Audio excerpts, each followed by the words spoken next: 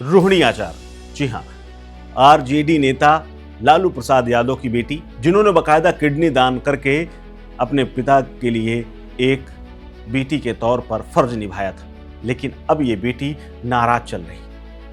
पहले आरजेडी से इन्होंने सांसद के तौर पर टिकट लिया और उसके बाद चुनाव लड़ी, लेकिन हार हाथ लगी।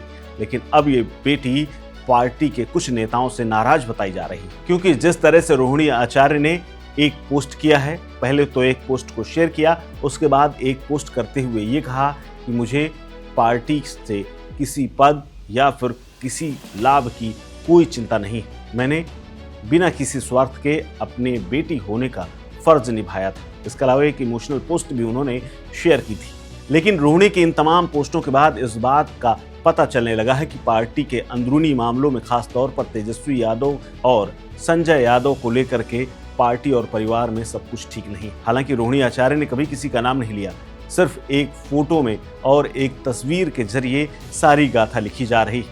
तेजस्वी यादव इन दिनों बिहार चुनाव को लेकर के बिहार अधिकार यात्रा चला रहे हैं। उनको बस में फ्रंट सीट पर बैठे हुए देखा गया है। हालांकि अब संजय यादव एक दिन उस सीट पर बैठ गए और इस सीट पर उनके बैठने के बाद रोहिणी ने इसे अपमानजनक माना और उन्होंने सोशल मीडिया पर एक पोस्ट शेयर करके संजय यादव पर निशाना साधा है। उसमें कहा गया है कि फ्रंट सीट शीर्ष नेताओं के लिए होती है और उनकी उपस्थिति में किसी को भी उस सीट पर नहीं बैठना चाहिए।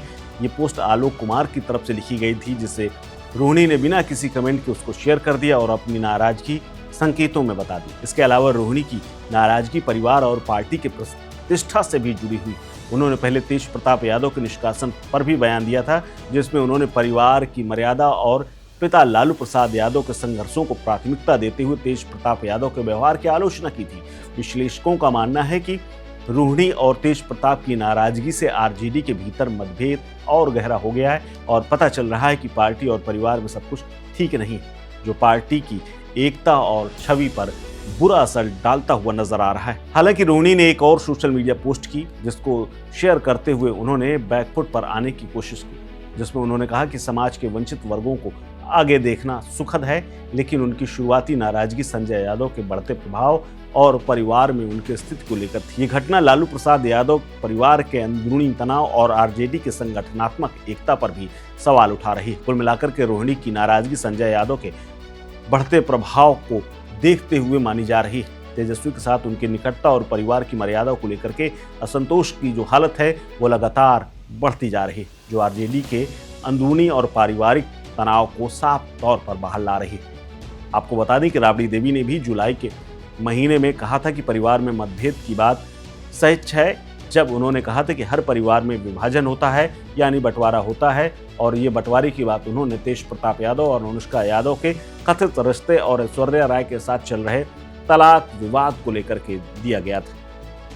हालांकि अब माना जा रहा है कि तेजस्वी जिस तरह से सिर्फ संजय यादव की सुनते हैं, जो कि हरियाणा के रहने वाले हैं, आरजेडी में सिर्फ उन्हीं की चलती है, जिसके चलते असंतोष बढ़ रहा है। रोहिणी आचार्य ने भी संजय को आरजेडी में कलह का असली सूत्रधार बताते हुए आरोप लगाया कि वो भाइयों में फूट डाल रहे हैं।